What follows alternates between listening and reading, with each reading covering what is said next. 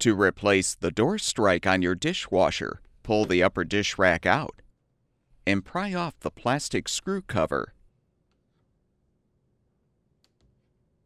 Using a Phillips head screwdriver, loosen the screws securing the door strike retaining plate, but don't fully unthread the screw.